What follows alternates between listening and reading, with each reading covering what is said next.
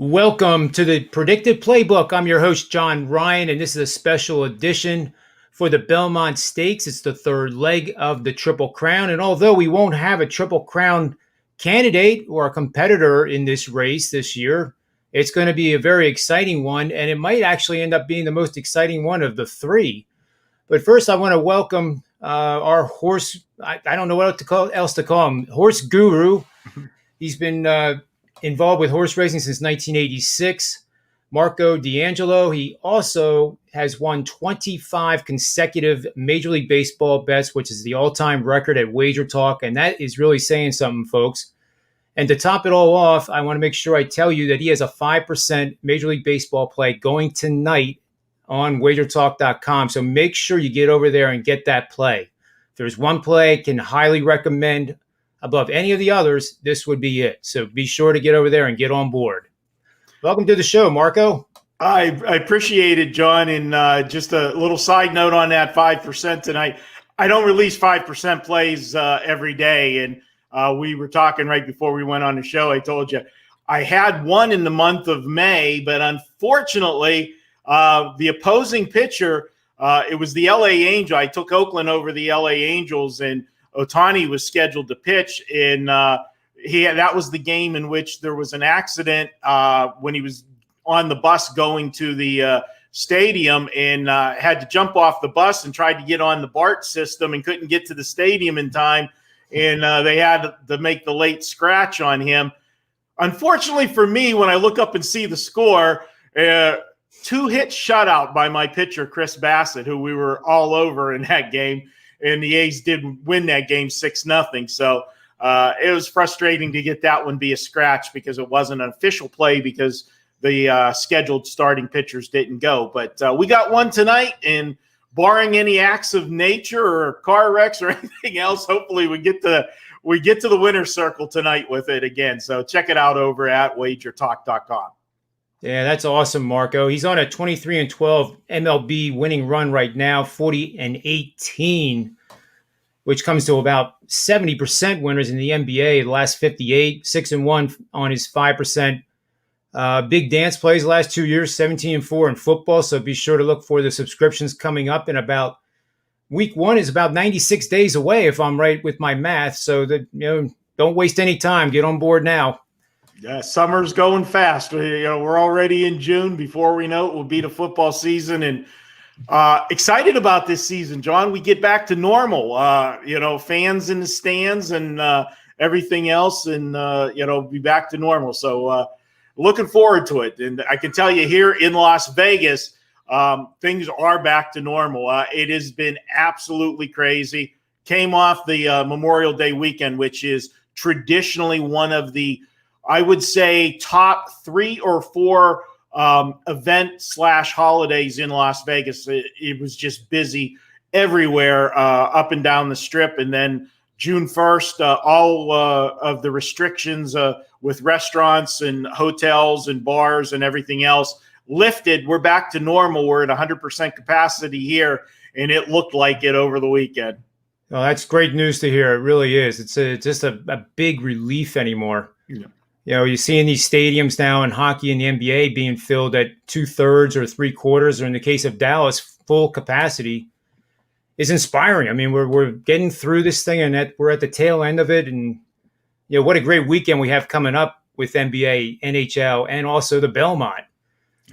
So as you know, I'm becoming a avid horse racing analyst here. So I'm learning as much as I can, and I'm very interested to see how you're calling this race. This is the longest one, 1.5 miles. It's a marathon. It's very grueling for these horses and requires a very, very good jockey. So in terms of the strategy, what kind of race do you think will unfold? Well, one of the biggest myths about the Belmont is because of the 1.5 mile distance, John. Everybody assumes, you want those stone cold closers because they're coming from behind and it's a further race, and that sets up for them. Well, it sets up for them if it's an honest pace. And too often what ends up happening strategy-wise in this race is because all of these horses are going 1.5 miles for the first time, and for many of them, maybe the only time in their racing career will they ever race at 1.5 miles.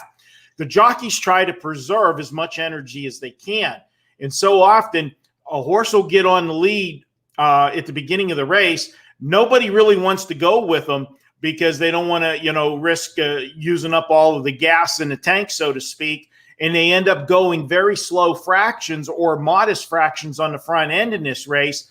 And then it makes it difficult for horses to make up that ground to close. People think about, when you're doing a race, and I love, John, when I'm at a racetrack and everybody reads the racing form and they look and they say, okay, this horse went in this particular time last race, and then they're going the same distance this race, and they go 2 seconds slower, and they can't understand why that horse didn't win. Well, maybe that horse that won last time when the race went 2 seconds faster was a closer. And the first half of that race went a lot faster, setting it up for a closer. Horses can still only go so fast. It's all about fractions. And if you go fast fractions the first half of the race, they're going to go slower fractions the second half of the race, which means the horses from the back of the pack that haven't used their energy yet, they're going faster the second half of the race and making up ground. And it's the flip of that. If it's slow fractions on the front end, you can't make up the ground. A horse can only go so fast. And if the horses on the front end are still going good speed, you're not going to be able to make up that ground. So that's one of the things that happens in the Belmont. The other thing with the Belmont is this track, the nickname for the Belmont is called Big Sandy. And it's affectionately called that because the surface of the Belmont is a little bit of a different type of surface. It's not all dirt. There's some sand in it. And they've got big, wide, sweeping turns on this track. Now, the reason I bring that up with the big turns is you've got to be a jockey that's familiar with this racetrack, because too often in your head, jockeys know, okay, as I enter that, going into that last turn, that's when I'm starting to maneuver and make my move. If you make that move heading into the last turn, you're making it too soon at Belmont. Because of the big, wide, sweeping turns, you want to wait further into that turn to make that move, because you're going to make the move and you're going to make up ground, but then you're going to hit the top of the stretch and you're going to look down that long stretch and say, oh my God, I went too soon here. I don't got enough horse. And that's something that, jockeys that don't race here on a regular basis, they have made mistakes and made the move too soon. The horse's name escapes me real quick, but lost the Triple Crown with a move too soon, and then got caught at the wire. So you got to look for jockeys that have had experience racing here. There's a couple jockeys that have had success here at Belmont for sure. In this particular race, we'll talk about them as we go through the card. Yeah, and just for the listeners, a slower pace like in the first quarter, what do you think is the expectation for that quarter? Like, 24, 25 seconds versus what the Preakness was, I guess. Yeah, you're not going to see them jockeying out of the gate the way we saw them in the Kentucky Derby or the Preakness, because one, it's a smaller field. We're looking at 8 horses here in the Belmont. Go back to the Kentucky Derby. We had a field of 20 that became 19 when we had one of the horses scratch out later in the week. And it's a cavalry charge out of the gate. Everybody wants to be grab position on the racetrack because you don't want to be caught wide. You don't want to be coming from 17th, 18th, or 19th in the Kentucky Derby field. So you have to use horse to get to the front. Well, if everybody's trying to do the same thing, it's like going on a freeway when you're accelerating, coming off the ramp to get onto the freeway. You're accelerating to get your position as you merge into traffic, and the horses are doing the exact same thing. Here, it won't be as hard out of the gate. So I would expect to see 24. Anything under 24 is going to be, I think, stupid. for these guys in this particular race. And then once they get settled, you'll see it slow down even more in the next quarter when they're going, because everybody will have their position and they'll be, satisfied there. If somebody is alone on the front end, jockeys have to make the decision. Do I want to leave him alone? Because a lot of times, we've talked about this in racing strategy, a horse bravens up when he's on the front end by himself. Now, whenever there's a horse, at his head or at his throat and the two are battling, even if it's slower fractions, just the fact of having two horses head to head going in those fractions does take some out of the gas tank, because they're stressing because they don't want that other horse to pass them and so forth. So that ends up another thing in strategy. But I expect there to be a horse on the lead, and then I expect two horses to be, just behind him off his flank, where they're going to be close enough if he's going slow fractions that the horse isn't going to get away from him. Yet if he's going fast enough, they're not there battling to spend their own energy and not have anything left for the stretch. And again, that comes to tactical riding by the jockeys. And, they say the Belmont is the test of champions. It is. But I think of the three races, the jockey comes into play maybe the most in this particular race because of the decisions you have to make. Granted, the Kentucky Derby, they're split second decisions when you're coming from behind. When a hole opens, is that the time I make my move? Because that hole might not be there later in the race. Yes, those are split second decisions that have to be made. Here is a little bit more. You have a little bit of a thought process. There's more time. Horses generally are not going to have traffic problems and get locked in like you might in a 20 horse field. Right. And with the jockeys, are there any rookies in this event or inexperienced jockeys that you would think that immediately makes me not want to bet on that particular horse? This particular race, everybody that's in this is household names. They've raced on the New York circuit. Joel Rosario is a jockey that raced in New York for most of his career. He has had a lot of success in the Belmont. So experience-wise, John Velasquez is a guy that's raced on the New York circuit. He knows this track well. He's having a great year. Already won one of the legs of the Triple Crown. So I don't see the jockeys being a problem. And you go to, now he's on a long shot this year, but even Manny Franco, this was a guy that last year heading into the Belmont, and if you remember, the Belmont, because of COVID, instead of being the final leg of the Triple Crown, was actually the first leg of the Triple Crown. And he was coming in with one of the favorites that ended up being the favorite, Tis the Law. And a lot of people questioned, his experience level. He was a guy that raced in New York, and did well. And did well with that horse. And the owner stuck with him, and they got the win in the Belmont. Now, some people questioned his drive when they got to the Kentucky Derby later. I really don't think it was his problem with his ride in that particular race. I think what hurt him in the Kentucky Derby was because the races were out of sequence. The Kentucky Derby, when it came up right after the Travers. And the owners of that horse, of Tis the Law, were a group from New York. And, the Kentucky Derby is a big race. There's no question about that. But for them, the Belmont was a big race, winning in New York.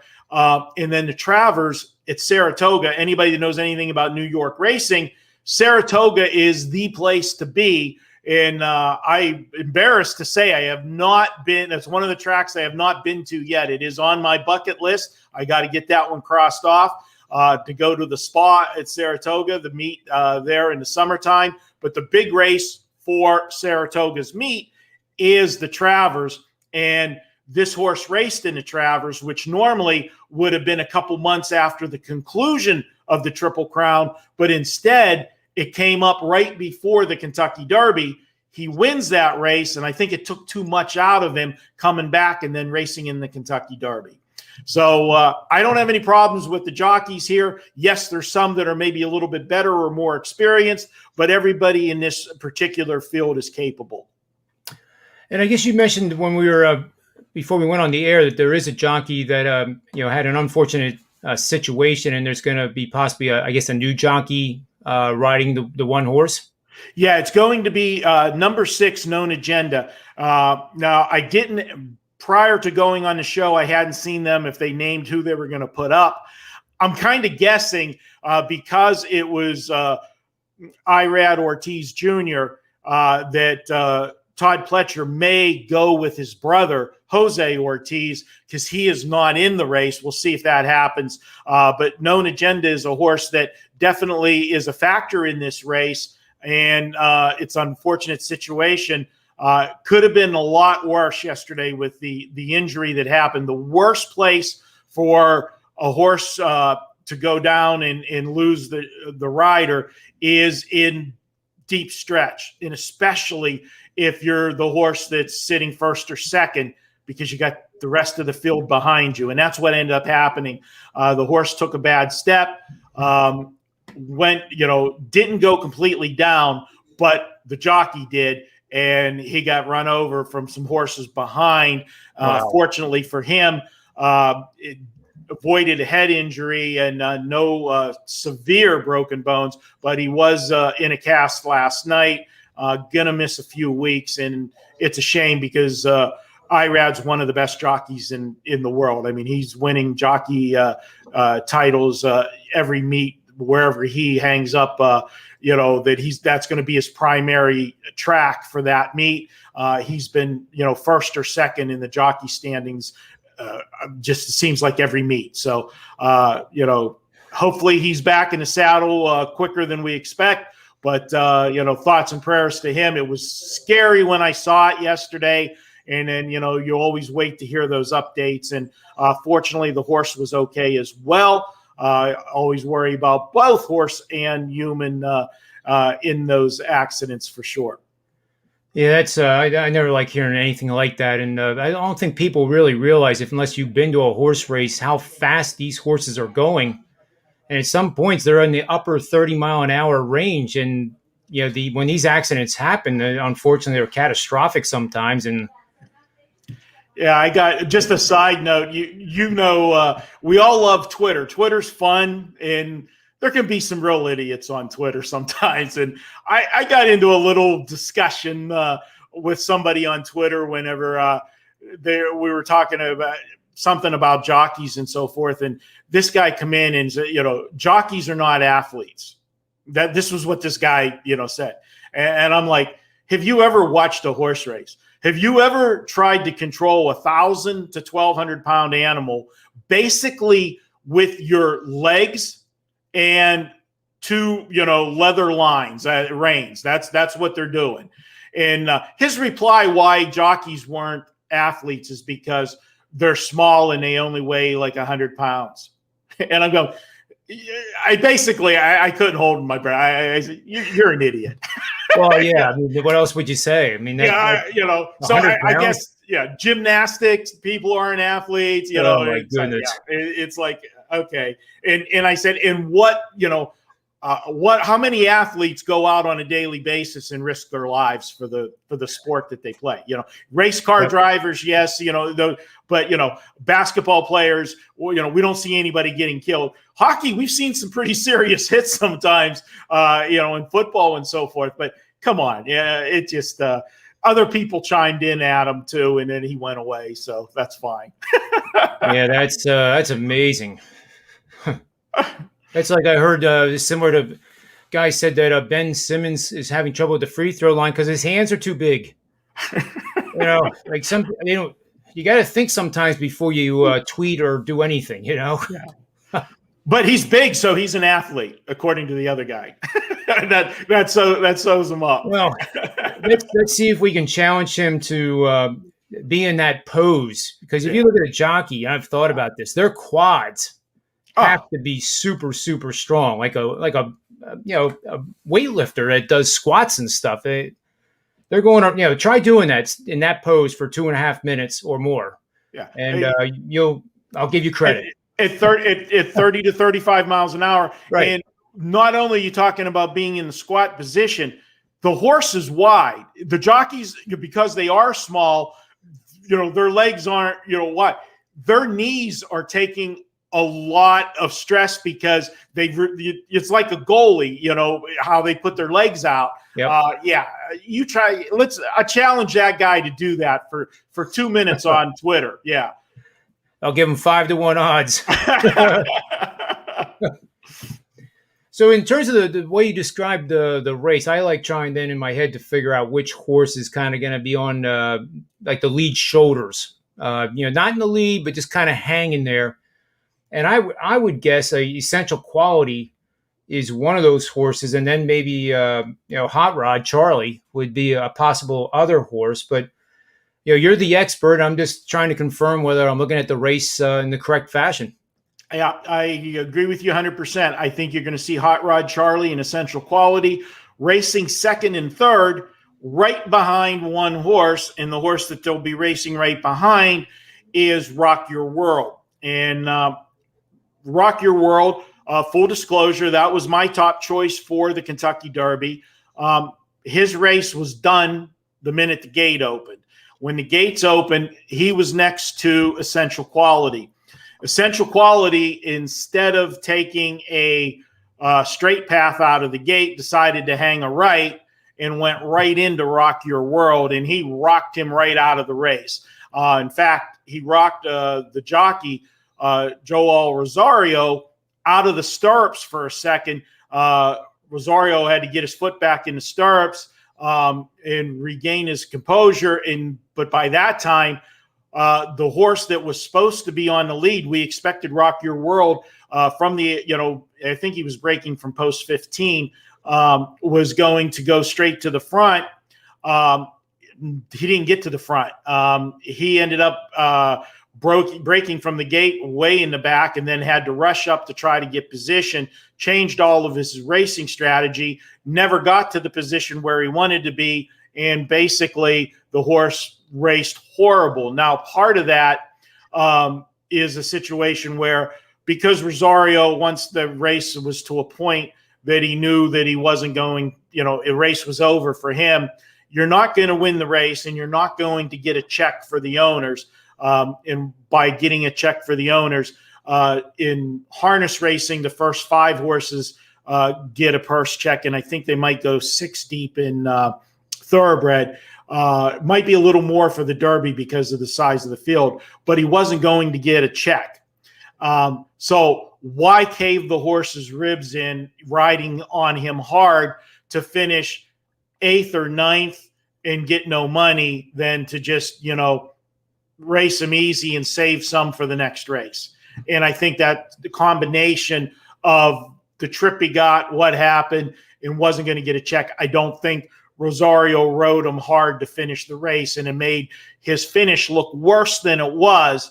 And that's why a lot of people are high on Rock Your World, that, clean start this time. If you like them in the Derby, you're supposed to come back with them and like them here. And as we go through the field, I do like Rock Your World, but I don't have him as my top choice. I like a couple other horses a little bit better. Well, let's start with the post position, Bourbonic. And I believe, if I'm correct, Todd Fletcher has something to do with this horse. And it seems like people are ignoring this horse, but does that also now give some value to our infamous superfectas, for example? Yeah, in this particular race, because there is only 8 horses in this race, if you can zero in on a couple horses that you really like in the top, 2 positions, when you go to the 3rd spot for the trifecta and the 4th spot for the superfecta, you can spread your ticket out a little more. And the favorite punch that people like to do on those bottom ends is not to have a horse, at a big number run over your ticket, is hit what is called the all button. And, now if you hit the all button on all of the spots, 1st, 2nd, and 3rd, you're going to spend too much money. You're going to spend more than you can win. So you have to do it within reason. But like I said, if you're short on the number of horses you're using that have a shot to win the race or finish second, it gives you more opportunity to spread deeper on those lower positions where, yeah, anything can happen. And a horse can sneak in on a ticket at a bigger price and get you the payday that you're looking for. So for me, yeah, do I like Bourbonic? No, I don't. Will I have a ticket that has my top choice on top and then maybe a couple horses in the second spot and then an all on the third spot? Yes, absolutely. I will do that in this race, but it'll be just, what we like to maybe refer to in the business as a saver ticket. You're covering your butt a little bit so that if one of those long shots do get there, you're cashing a ticket that hopefully brings back, most of your investment that you put on your bigger tickets. So that's the only way I see Bourbonic. Yes, he's from Todd Fletcher's stable, and Todd Fletcher has actually 3 horses in this race. And if there's anybody that has had more success than Todd Fletcher in the Belmont, you got to find him for me. He has saddled the most horses. When these 3 go to post on Saturday, I think those will be his 33rd mounts in the history for him. And he's won this race several times. I think he's finished first or second 9 times with those 33, with the previous 30, I should say. So, yes, Todd Fletcher is someone that you have to look at when it is regards to this race. One of the other reasons why is going back to what I said at the beginning of the show about Belmont and Big Sandy and horses that, this is a different type of surface. And some people say it's a little bit of a tiring surface. Well, the reason Todd Fletcher, I believe, does so well here is because we talk about when we handicap football, when we handicap basketball, hockey, whatever it is, there's a home court advantage. Todd Fletcher has that. This is where he's based at. This is where he races all over the country, but home base of operations is here in New York. And these horses train on this track, so they're familiar with this track. That is an advantage that a Todd Fletcher horse has. And, it's something you want to look at if there's any other horses that, raced here before, or if they're stabled here, that gives them a little bit of an edge. So that's one of the edges Bourbonic has. And he could run big late in this race and, sneak in on 3rd or 4th on the ticket. So don't throw him completely out, but he's not one of my horses that can win, that I think can win this race. Fair enough. Love it. So it's hard to believe a horse like that with a trainer of that quality is kind of flying under the radar, but I guess it's more of the talent of the horse, not the trainer. But in the 2 position is certainly one of the ones that people like in essential quality. And, before we get to essential quality, I've been thinking about that guy named Baffert. And I do have a question for you, and it may sound elementary, but he got a 2-year suspension at Churchill Downs.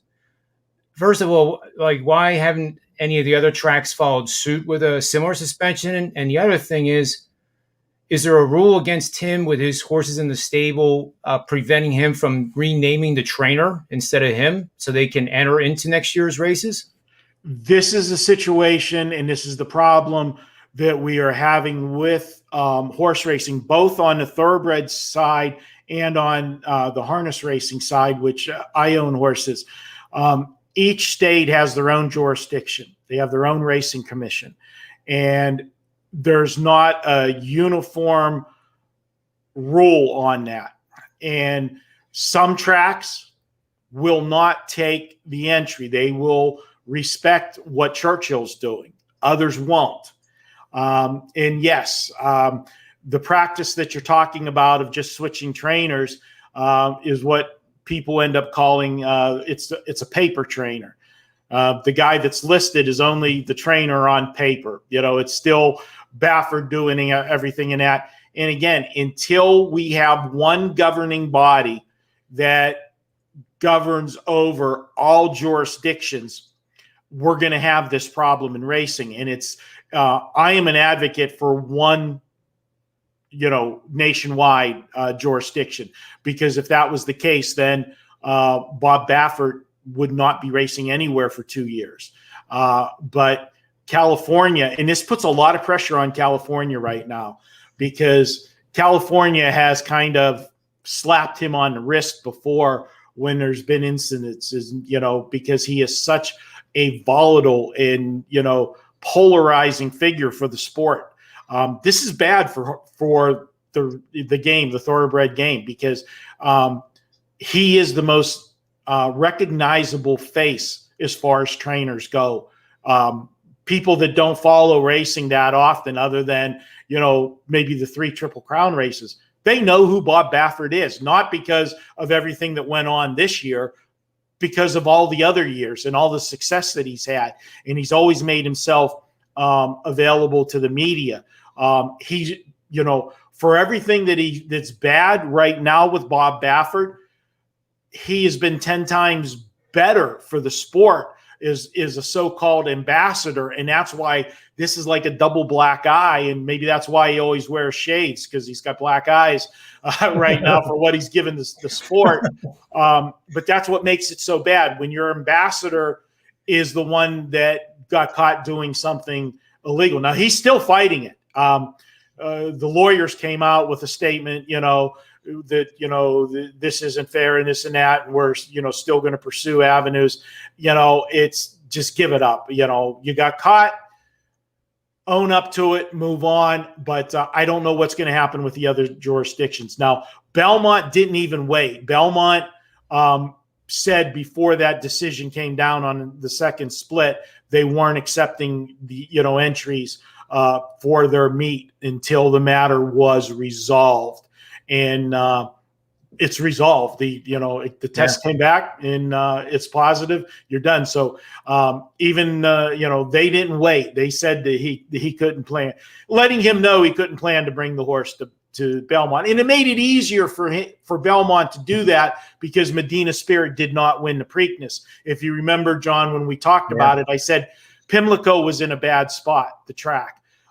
If they would not have allowed him to race, and the test would have come back the other way, they would have been looking at a major lawsuit, because they denied, due process. They denied him an opportunity to win a Triple Crown.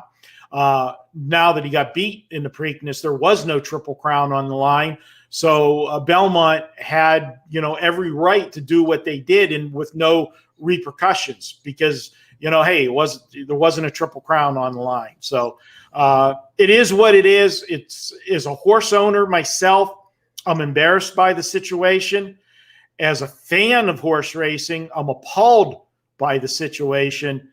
And combine the two, as a fan and an owner, it makes it bad for the sport, because it's a major integrity issue. And it's something that we just, we can't have. It's hard enough for horse racing to compete with all the other sports that are going on now.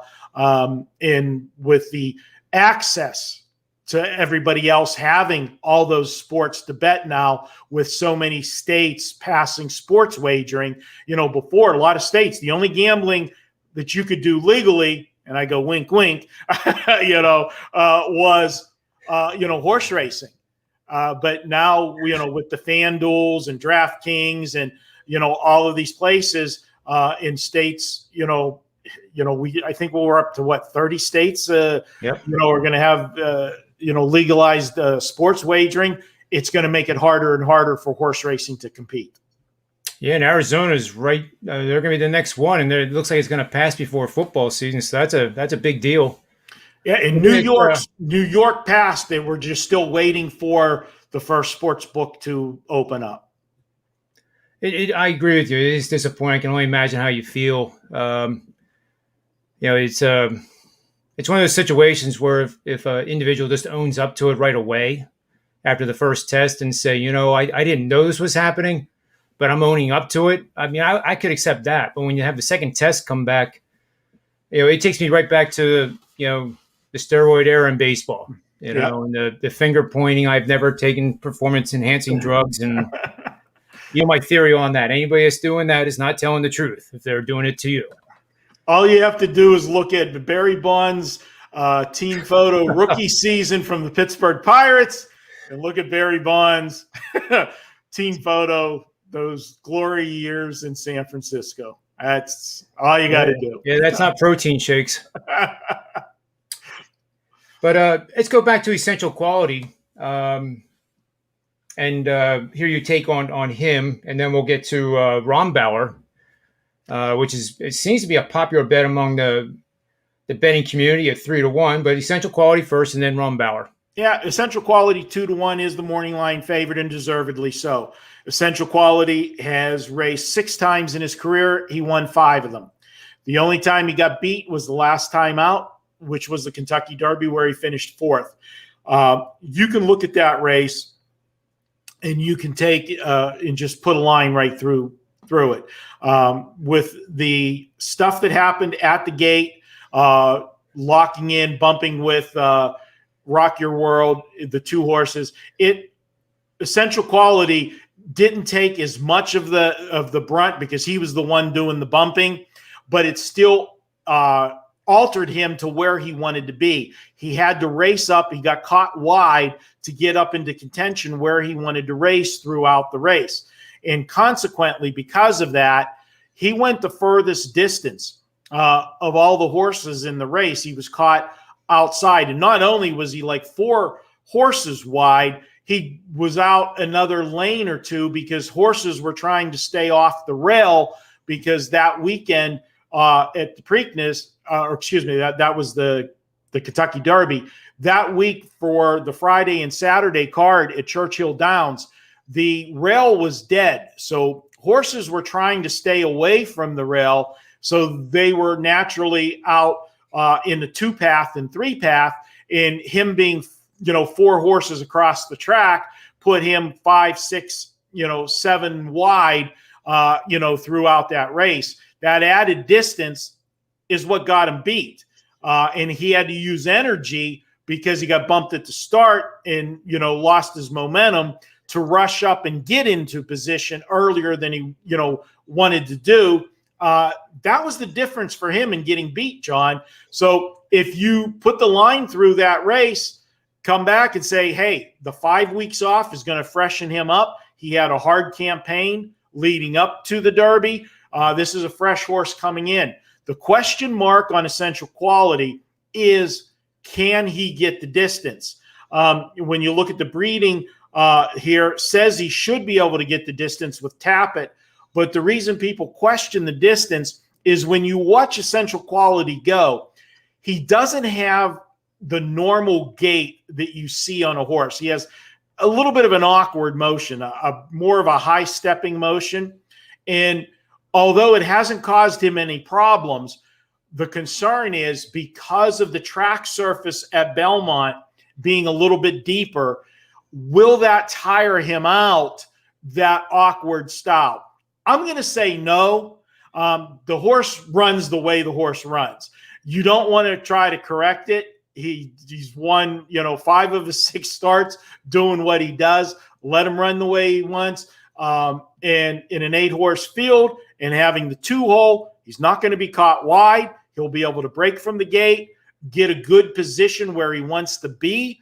And where he wants to be, I think, is going to be, he's going to be sitting down at the rail, sitting second or third. And, normally you always say, okay, well, a horse down at the rail, we worry about him getting locked in and this and that. On an 8-horse field in a 1.5-mile race, if you can't find a spot to get out at some point in the mile, you got a serious problem as a jockey. And Luis Saez is a very capable jockey. I don't think he's going to have a problem finding the trip that he wants. So essential quality is one of the horses to beat. He is the horse to beat, in my opinion, but I am going to try to beat him when we get further down the line. The next horse, Bauer, is a contender in this race. He raced absolutely magnificently in the Preakness. Run off from the field. But I got to tell you, John, you go back and look at the race, he got an absolutely perfect trip. Everything set up perfect for him in that race in regards to the fact, unlike the Kentucky Derby, we did not have speed on the front end. We had a battle in the Preakness.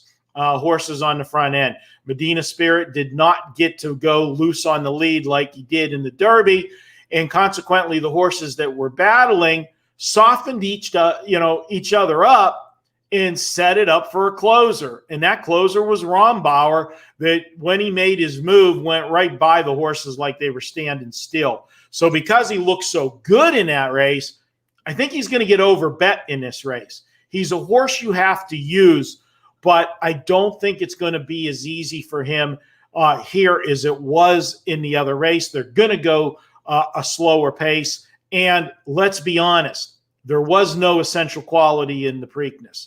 There was no Hot Rod Charlie in the Preakness, no known agenda in the Preakness, and no Rock Your World. Those are four horses that any one of those four, if they would have been entered in the Preakness, except maybe known agenda, would have been the favorite in the Preakness, in my opinion. Oh, I definitely think you're right on that. I was watching Midnight Bourbon. I kind of had an affection with that. I'm not sure if it was the name or actually my research and your information that caused me to like him a lot, but I thought it was the drink itself. I thought it was the drink itself, a little Midnight Bourbon. That's what I'm kind of hinting at. Yeah, I just didn't know what kind of bourbon to get while watching the race. I guess it doesn't really matter, but Bauer, to your point, just blew by him. They were coming around that fourth corner, and I was starting to get a little excited, and then all of a sudden you see Bauer coming at 1,000,000 miles an hour compared to the speed that I guess they were. Midnight Bourbon was kind of a sprinter type horse and didn't have a chance. Absolutely. But then we go on to Hot Rod Charlie, and this is what a great name for a horse, Hot Rod Charlie. Gotta love it.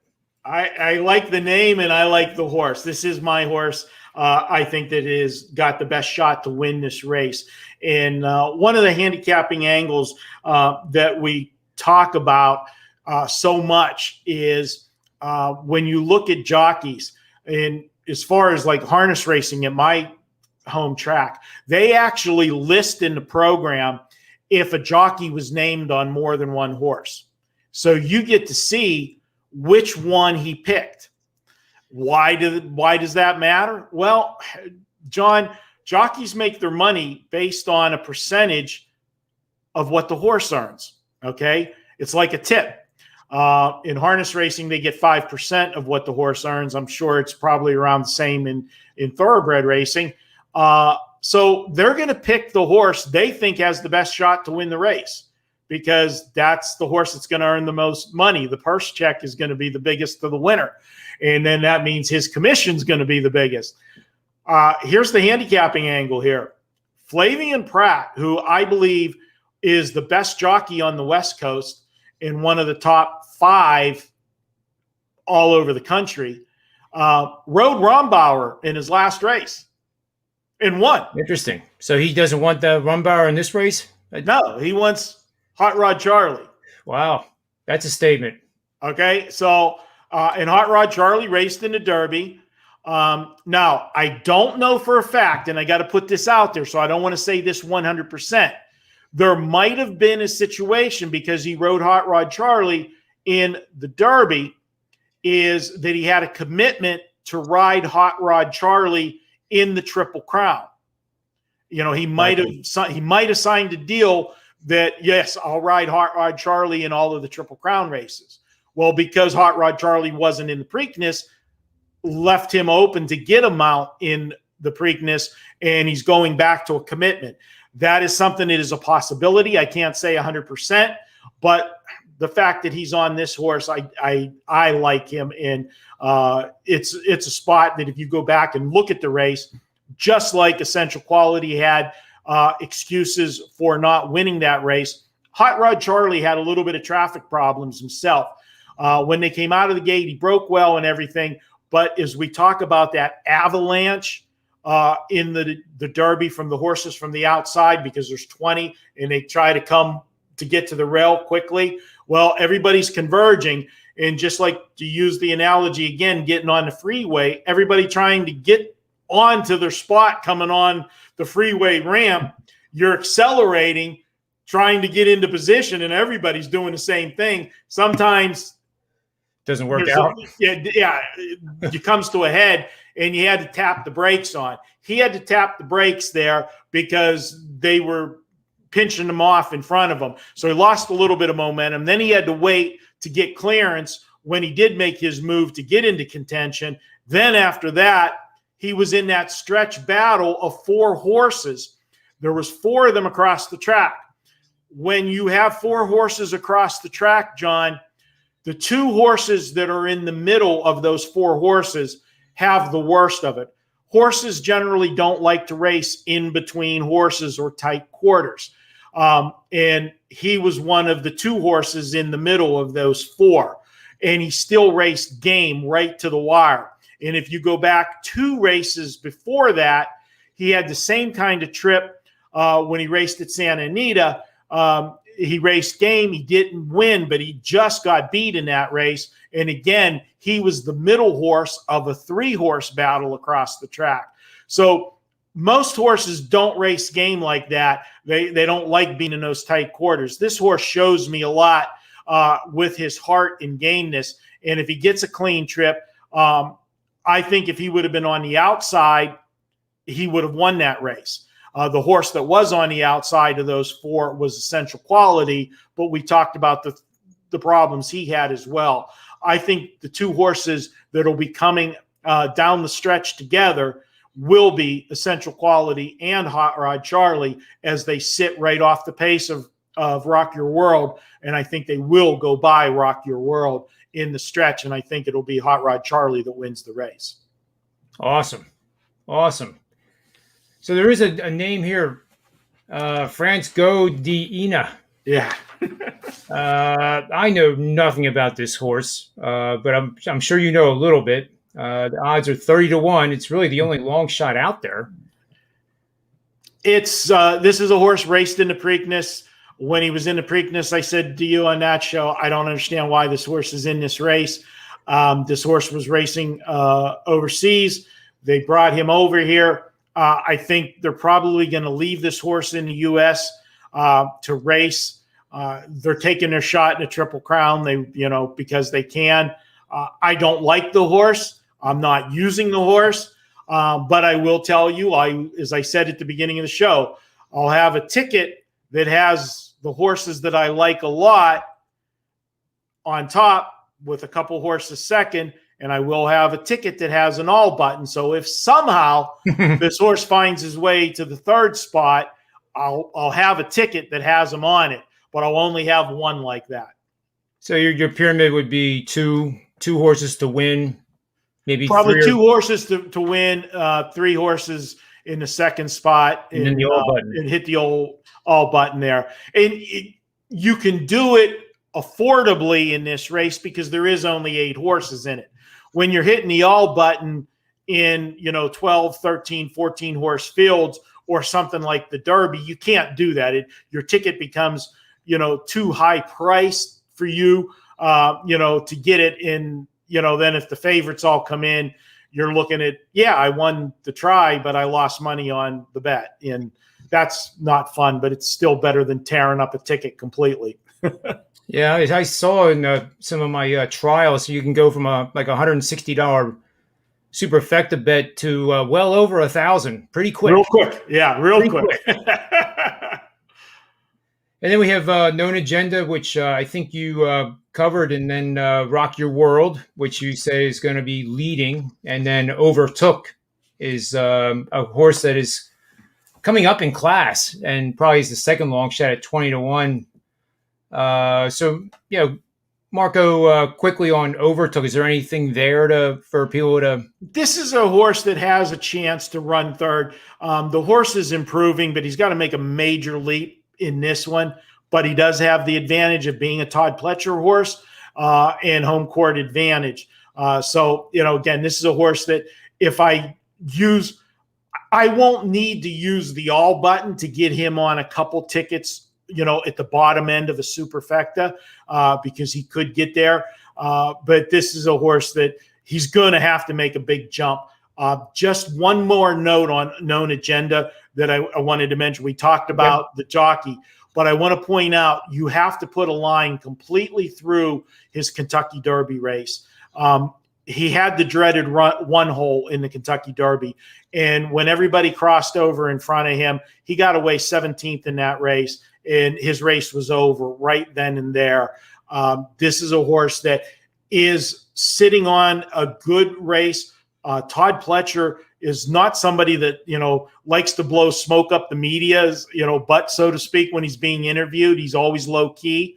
He has been gleaming this week, talking about how Known Agenda has been training and leading into this race. Now, of course, all of that was prior to Irad getting hurt yesterday. So let's wait and see who the jockey is in that. But Known Agenda has a shot to run big on Saturday. And if there was a live long shot in this race, he's 6-1. It's not a real long shot, but compared to the other favorites, this is a horse that would not surprise me to pull off an upset, especially if they go a little faster on the front end, because he is a horse that's going to come from behind, but because it's an 8-horse field, he's not going to have to navigate through 17 horses like he had to try to do in the Derby. It's only an 8-horse field, and he's got 1.5 miles to pick a spot when he wants to do it. So this is a horse I'm using on my ticket. Awesome. I know you have more shows coming up on Fridays before the Triple Crown races. Believe me, folks, he's going one place to another. So we're really lucky to have him on for close to an hour here with just fantastic, terrific money-making information you can use. But before I let you go, is there any final thoughts here on the race? Anything else you want to say about WagerTalk and some of your plays? The floor is yours. If you want my actual betting strategies for the Belmont, tomorrow, I will have a package up Saturday at WagerTalk. It'll be an all-access package. It'll include anything I release in baseball, basketball, hockey, and my horse racing selections for tomorrow, including exactly how I'm betting the Belmont. So you can buy that package tomorrow. It'll be $39, and you'll have it. And John, I send you that. It's easy to read. All you got to do, if you just want to follow along, is just punch read the email that you get from WagerTalk when you buy the plays, and or pull your phone out at the betting window and tell the guy, punch me these tickets. It makes it easy. Yeah, that's the easy way to do it, because then it's right. Absolutely. And again, if you're watching this on Friday, I do have that 5% play going tonight at WagerTalk in baseball. You can check that out over at wagertalk.com.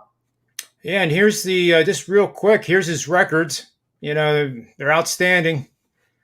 No reason not to get that 5%er tonight. And I think the people out there should also get my 5%er and tail along with both of us. I'm feeling pretty good in the NBA, seeing the card real well, and NBA playoffs just is my niche. Humbly said, because I know the betting guys here, you get a little full of yourself, and they will humble you immediately. Yeah, I was going to bring up your 5%. You've had a nice run in the playoffs, John. I know you had a 5% earlier, which was a blowout winner, if I believe. Wasn't that involving your Philadelphia 76ers? It was. Yes. It was. And then just recently, I'll say this real quick too, the Philly media and a lot of other cities, the larger metropolitan areas, the sentiment when things are not going their way, it gets ugly and it gets highly toxic. So I created this little app using Python. It goes through Twitter and uses the hashtag of, in this example, the Sixers, which is hashtag ring the bell. And it was the lowest sentiment reading of any professional team since I've been doing this in any sport. So what do? It ties in with my models. It adds more fuel to the fire. It becomes a 5%er. And then just to top it off, because I was annoyed at the way they were treating my boy Ben Simmons, I said, bet 6-1 that Simmons has a triple-double. Nice. Once in a while, I lose control, and I include those things. But at least it came through. Absolutely, and at a very nice price. So kudos to you, and keep up the good work that you're doing over at Sportsmemo and hosting all of the shows. We appreciate it, John. Oh, I'm just appreciate being part of it. It's a great family, and it's great fun every single day. No problem waking up the next day and getting to work. That's what they say. If you love what you do, you never work a day in your life. That is 100% fact. So again, I thank you for being on the show, Marco. It's awesome. I'll have to talk to you about other things we can do together, whether it's horse racing at the other types of tracks or whatever you want to do. That would be great. And let's all have a really good, profitable weekend. And as always, bet with your head and not over it, because that's key number one. And for WagerTalk.com and on behalf of Sportsmemo.com and Predictive Playbook, may all the wins be yours.